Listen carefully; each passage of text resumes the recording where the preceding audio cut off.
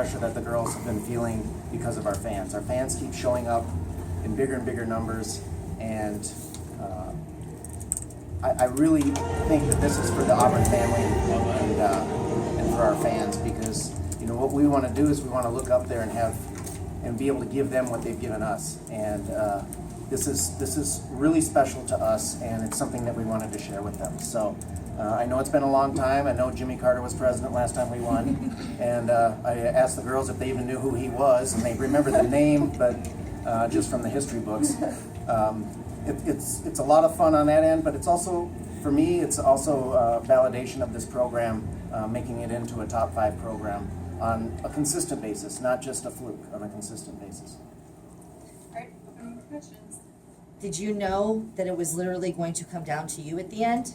I didn't know the score I needed. I still don't even know what score I got. Or I don't really know. I didn't see the end score. But I did know I was watching scores, and I was actually getting mad because they weren't updating them fast enough. But I knew it was within a tenth or close around there. So I did know, but I just trusted myself when it was my turn to go. I made sure not to look at Lex's score or try to look at the score on Beam. So I just really tried to trust myself because I know how to do it, and I trust my team. So I did know how close it was, but I wasn't exactly sure the number. Kayla, talk about senior year.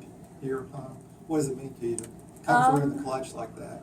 It means everything. This is my last dual meet against Bama, and it's when you come into a rivalry like this, your goal is to always, come on top against your rivalry. And to finally do that as a senior and as my last dual meet against Alabama, it means everything. And I think it means a lot for the team just to have me, they trust me and they believe in me, and so that allows me to trust myself in the anchor spot. So it's just a lot of trust from teammate to teammate, I think, is a really big key, and we have that. But it's spectacular to be able to do this and to be able to see our team's going to keep building off this. We're going to feed off of it. We're going to figure out, okay, well, what did we do wrong and what can we do better? So it's still going to be a learning experience. We're still going to get better, and still got a lot of places to go. This is for all you guys. Do you have a chance? Has it sunk in yet, or is it one of those things where you don't think it'll really sink into maybe once you leave and you kind of get a chance to decompress a little bit? It's not sunk in yet. I mean, it's too crazy to sink in right at this point, but I'm sure tomorrow sometime. Yeah. I don't think it'll sink in. Honestly, for me personally, it's still it is a bigger view than this. I just wanted our girls to understand how competitive they can be, and this is about as big an accomplishment as Auburn can take on. I mean, I don't know where this streak ranks in the NC2A for the longest streak without beating somebody, but it's a pretty long streak. And for our girls to overcome that, it's a young team. We've been through a lot of adversity. I don't know if any team in the country can handle what we handled in the last 6 weeks. And to not only do it well, but to come out and do something that hasn't been done in 37 years or something like that. It's amazing what this team can do. And like Caitlin says, hopefully we're just going to build off this.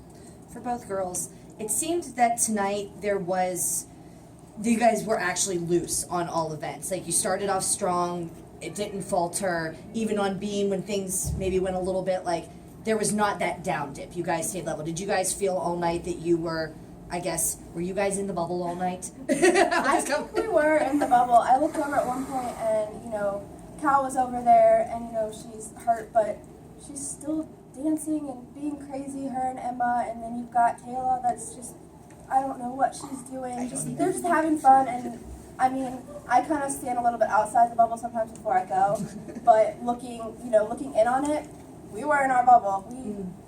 It was a small bubble, and we were in it. Yeah, we were definitely, I think the energy was like nothing we've done this season yet, and so I think we really stayed in our bubble and just had fun with it. Didn't care what was going on the other side. How were you happy with how they responded on Beam? Because with Taylor's fall, obviously you're gonna throw away one anyway, so that didn't kill you. But how with the other girls responded after? Oh yeah, absolutely. That's where you figure out how good of a team you are. Is you got to come back from that, and we talk about it all the time. No meet is perfect. There are mistakes. in every meet, and some of them even the judges can't see, but you know it because you've been training that routine. Sometimes the coach doesn't even know it, but the athlete knows it. You know, you're not gonna have a perfect night, but you've got to be really good on your tough nights. And I thought the girls on beam, you know, I've been saying all along, I don't think we're struggling mentally on beam with. It's not like it's a mentally weak team. We're a mentally tough team. We just haven't found our groove yet, and I think we're figuring it out. What was your mind doing during the scores before she went up? You know, honestly, you know, the only time I looked up, I knew it was close, and look, you know, when we're number 8 and they're number 4, it's going to be close unless we're. I don't want it to not be close because it usually means somebody's messing up, and I don't want to beat another team like that on a down night. I want to beat them toe to toe, and I felt like we did that tonight. And the only time I knew it is she'd already done her full in on floor, and I looked up at the floor or the beam score and figured, well, she can do a 9.25. This is doable, and you know, that's why you put good people in good positions.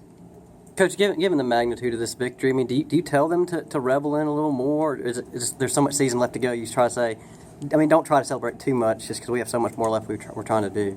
Well, you know, it goes back to our original philosophy is, you know, our philosophy is post-season philosophy. You know, this is a lot of fun, and this is a feather in their cap. They can take this and they own this for the rest of their life. But let's not get carried away short term. Let's be focused on what we're going to do in the future here. We've still got a lot of work ahead of us. It wasn't a perfect night. We can get better than what we did tonight. There were some issues out there that we can go back and fix on Monday and Tuesday. I'm sure they know it, and I'm sure they're aware that we're going to crank it up a little bit. But yeah, I mean, you can't take this thing away from them, but you can't get carried away too much with it.